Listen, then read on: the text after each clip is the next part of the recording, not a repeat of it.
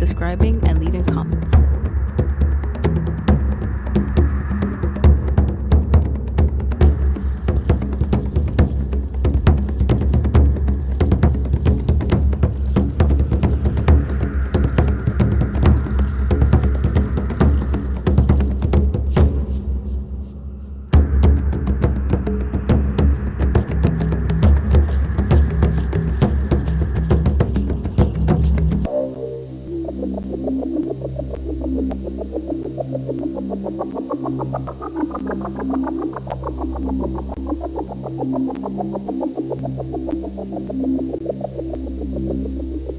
The Pacific Northwest is considered to be the hotspot of Sasquatch or Bigfoot activity, with the state of Washington heading the list in the number of reported sightings.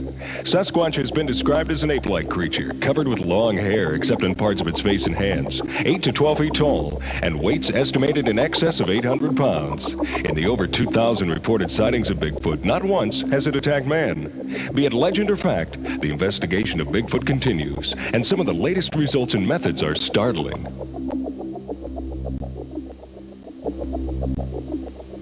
The key to this film's credibility is the way the animal walks. A man could not duplicate this peculiar gait. The human body isn't built that way. And that leaves just one explanation. This is Sasquatch. The thing about Bigfoot for a cynic like me is this. You hate to completely reject anything if for no other reason than you could look real foolish someday. On the other hand, Bigfoot is a bit close to the tooth fairy. So what do? Tonight, what you do is look at the evidence, and yes, there is some. Reporter Mark Sauter has been doing just that this week, joins us now to wrap up his series on the elusive Bigfoot. Mark. Well, Aaron, as you know, folks have been presenting evidence about Bigfoot for years, some funny, some downright ridiculous, and some interesting. In recent years, Bigfoot hunters have been coming up with some fascinating physical evidence, ranging from hair to footprints to recorded screams. This first stuff is from the Blue Mountains.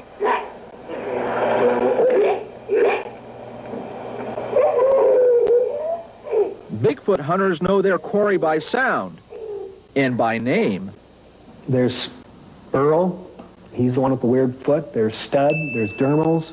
Last year, well actually in '86, Earl showed up in the Blue Mountains. Kevin Lindley, Bigfoot hunter and lecturer, is on a first-name basis with several Sasquatches. He's convinced they exist because of what he calls substantial evidence, from hair samples to plaster casts of mysterious footprints. And dermal ridges show up. What are dermal ridges? Fingerprints on the toes. What was your impression when you saw this giant footprint with dermal ridges? It was pretty impressive. Muriel Enright is a senior fingerprint expert at the Washington State Crime Lab. You can see really good ridges and valleys right in there. I think it would be fairly difficult to fake them.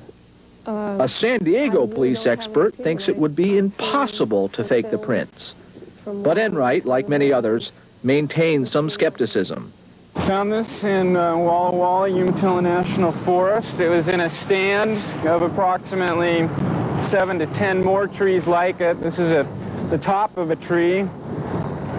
This is probably about 8 feet off the ground. And as you can see, it used to point straight up, and now it's twisted. You can actually see the hair and hair right here also.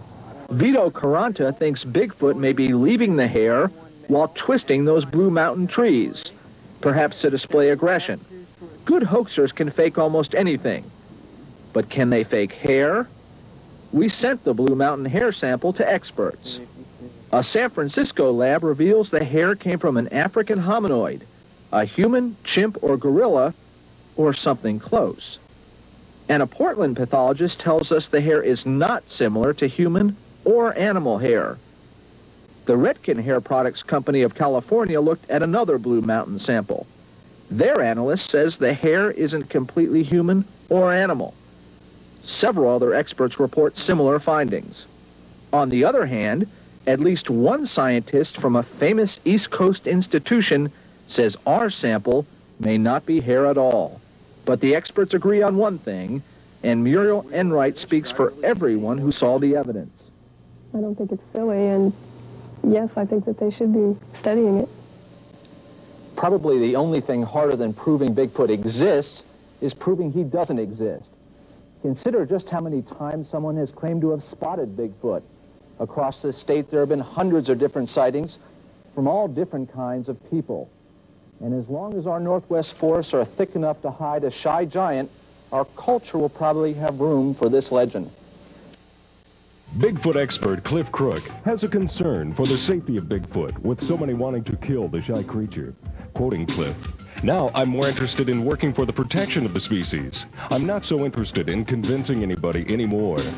In Washington State's Skamania County, laws call for a $10,000 fine and a jail term for killing a Sasquatch. Please sign the petition in the exhibit area calling for legislation protecting Bigfoot statewide. It will be presented to Governor Booth Gardner. Thank you.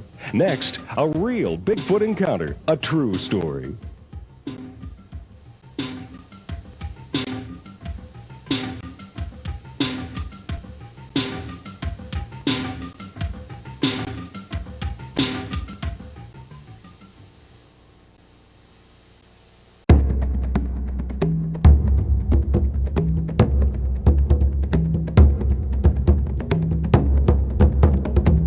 If you're enjoying all this rare and unique content, please show your support by subscribing and leaving comments.